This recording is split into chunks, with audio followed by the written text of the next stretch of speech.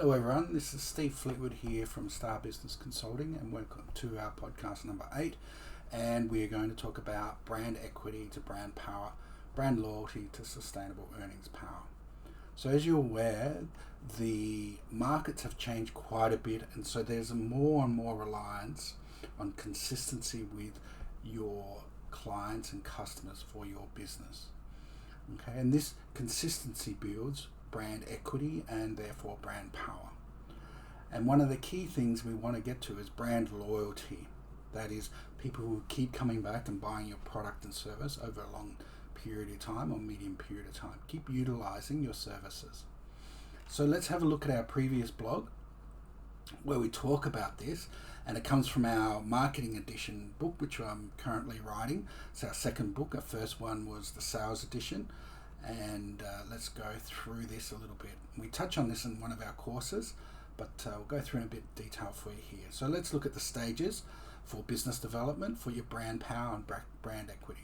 So the first stage, stage 1, is idea generation, seeding and test. And you can write this on paper, and this, you want to get these ideas from your mind and get them out of your mind. The reason why you want to get them out is because there'll be new ideas that follow up from that, right? So we're talking about building your brand and building equity and how we can do that. So the second stage, we want to get your product or service ready for market and then going to market. And once we've got those around about 50 to 70, 80% developed, okay, for your product and service and how you brand it and how you're going to go to the market and market it, we need proof of concept and some sort of growth, okay. So let's say you've been in business for 2-3 years and you're really at still stage 1 or 2, then we're going to go through what's next is growing pains. So you're going to learn the business, your market and its forces. So there's macro forces, industry forces and internal business, okay, and then there's leadership development. So stage 5, I'm going through this quite a bit, quite quickly, because there's still a lot to get through. So stage 5 is right blend of optimization of maintenance for your business, resources, culture begins to mature and becomes uniquely sophisticated for your brand. And this is where you really start to see how you can go further into the market and transition or leapfrog quicker than your market does, right? Because you're blending unique aspects of your culture and bringing that to bear in the market. So therefore we also have collaboration, okay, with joint ventures, innovation, continuous improvement with sustainable growth. So that's stage 5. Now if we look at and compare to, let's say, Harvard's development growth for a small business, right, to build brand equity to brand power, okay, you'll see the matrix here. If you click on the blog link, which is down below, we'll go straight to there. So stage 1 is existence, stage 2 is survival, success, disengagement, success, takeoff, and then resource maturity. All right, and each stage requires different types of leadership and different type of entrepreneurial leadership for your business and organization, and of course different management style. So let's have a look at systems. Let's have a look at systems. Stage 3 of the picture, and formal systems are pretty basic and minimal. You don't have a lot set up, but you're getting to the place where you need more and more systems. And as you are aware, AI is going to help you a lot here if you start simply and just start on micro projects at the moment. Okay, so major strategies. This is Harvard's approach. Major strategies. Let's have a look at stage 3, keeping it simple, maintaining profitable status quo. So basically you've just gone into this process. You're not going into that yet. So you've just launched and you're starting to take off. Okay, so the major strategy is to keep doing what you're doing and then slowly implement unique aspects and differentiations for your product or service to the market. Okay, the highest level of resource maturity of your major strategy is looking at return on investment.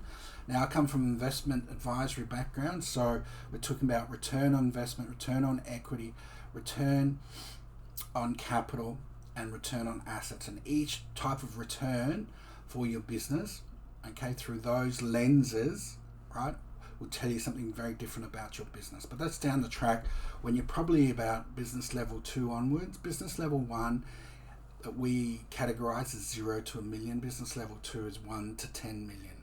Okay.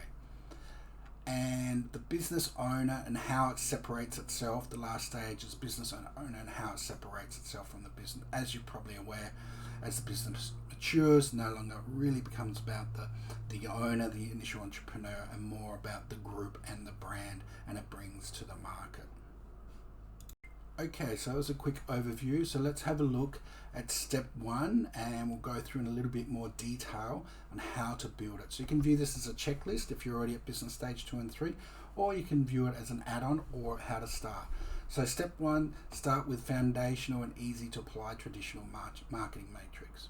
Okay, so as you're aware, there's the 7 P's. This is the marketing matrix, invented back in the 60s and 70s, and it was updated to about 7 P's. So let's, number 1, understand your profile in the market in great depth.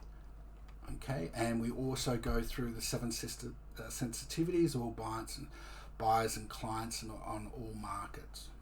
So it's very important that you profile your clients and customers. At least doesn't have to be more than 7. It doesn't have to be 7. It can be just 2 or 3. But you need to get an understanding of your basic customer needs, wants, and desires, and what is their motivation. Okay, is it quality? Is it service? Is it time? Is it ease of access? Consistency of experience? And once you've got those particular markets, you can profile them. Once you've profiled your clients and your customers, then you will be able to put yourself in their shoes even more if you haven't already, and then start adding, building, adjusting your products and services to them. Number 2, let's have a look at your position. How have you positioned your product or service or your business in the market? Is it easy? Are you using omni-channel markers in the beginning to print to your market and what they can expect? Are you doing adaptation with your positioning? Are you changing? Are you evolving? Okay, and then of course your price point. What's the value equation for the sensitivities that you have identified? Are they on point? Okay, think of both short-term and long-term, and both intangible levels. Okay, so versus say a 3 months contacts prior to next appointment, or some sort of service level, or bundle pricing for products. If you spend $10,000 or whatever, then there's bundle pricing. So a good example of this is the Good Guys. They do bundle pricing. My daughter works there for the Christmas sales, and she talks about to me how they do their pricing for their products like electrical appliances, fridges, and so forth. And of course, the product service. Is it differentiated? You need at least 3 points of differentiation, preferably 5 to 10. You want to have a list of 5 to 10, and then pick a key 3 to 5 and have those other 5 to 10 parts of differentiation as a backup or an addition. As always, the market races to the bottom and creates a higher barrier to entry for new players. So differentiation, incredibly important for building brand equity and brand power, okay, which develops into market power, earnings power, okay, for sustainability.